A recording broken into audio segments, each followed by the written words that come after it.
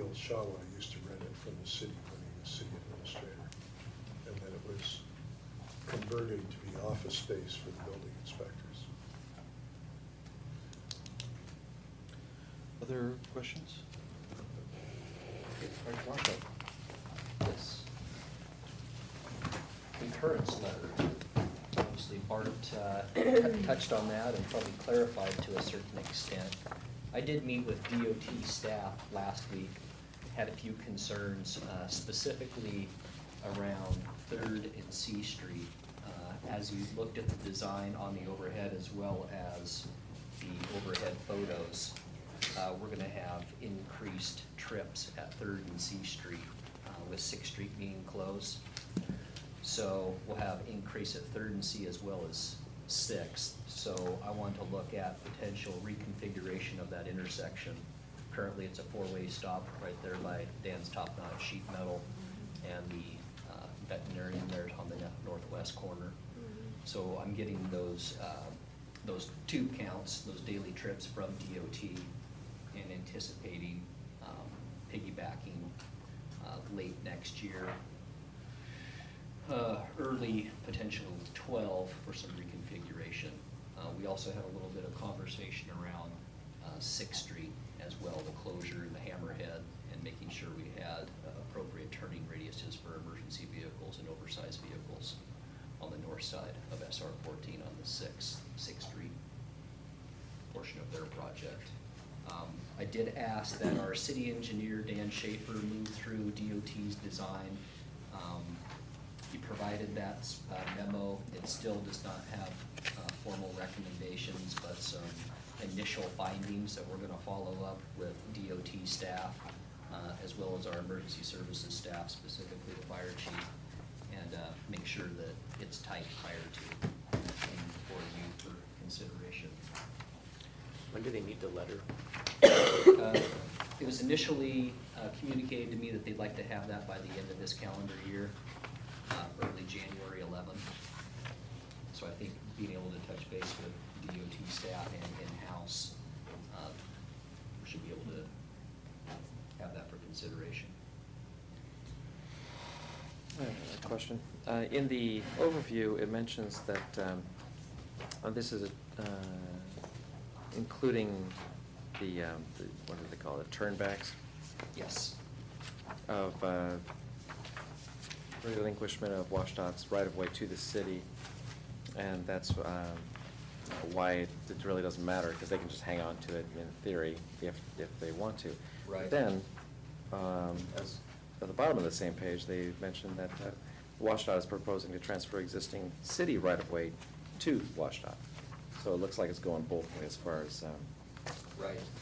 Right I away. mentioned fully vetting in-house. That also includes the city attorney as far as the turnback agreement and what that constitutes as far as exchange of real property. What's the most appropriate way to bring that forward?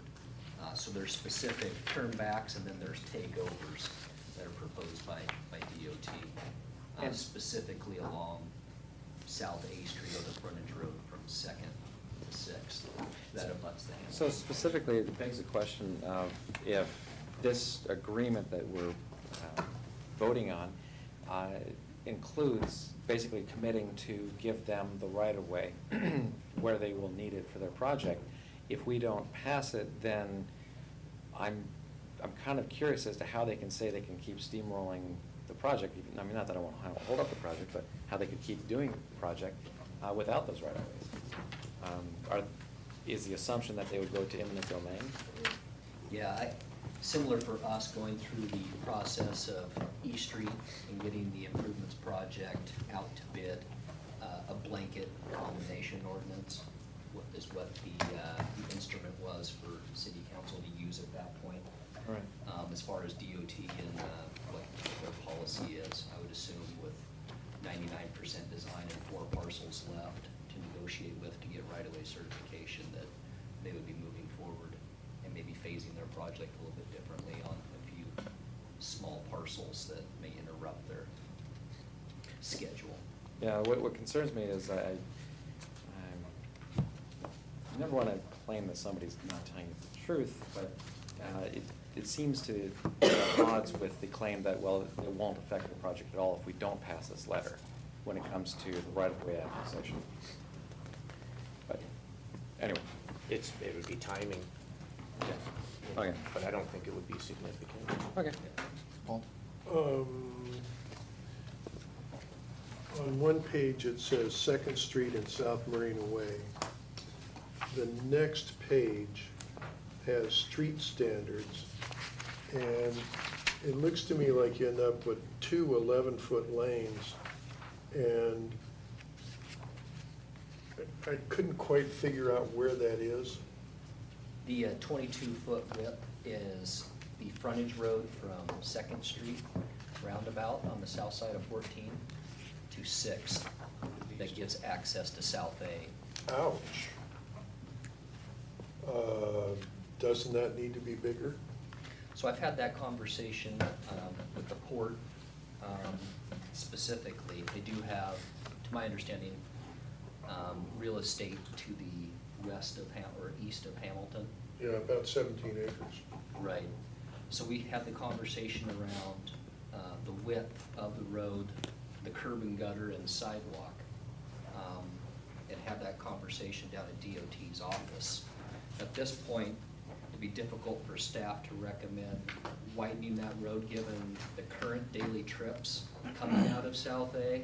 So DOT will build to current standard or current demand, but in anticipation of the Hamilton property / Port of Kaministwa-Schuylkill, I couldn't make a recommendation to put in curb and gutter and put in sidewalks and then guess where Tear the 'em out. ingress and egress is gonna be for who buys the parcel, so last thing I'd like to see is new Would- construction getting tore up. Would this be in their right-of-way or ours? Currently, it is within their right-of-way. That specific stretch from Second to Sixth on the south side is a takeover, not a turn back. They're gonna construct the improvement and turn it back to the city. That also gives us the flexibility, if and when that parcel does develop. They're dealing with a local agency rather than the Department of Transportation to be able to Yeah, get ingress, that- egress. Yeah, that was my concern, is that if it's in their right-of-way, getting them to change it is potentially difficult. If it's ours, we can be responsive. Yeah, and we're still right in the middle, and I haven't spoken to Joanne about it as far as potential rezone and the use of specific parcels within the city, but that would be a case of. It wasn't necessarily getting them to change it, it would be getting the approvals to rebuild it or finish building it. Goes out to when the property develops. I have bad memories of trying to get approval to build things in their right-of-way. I bet there are a lot of those out there.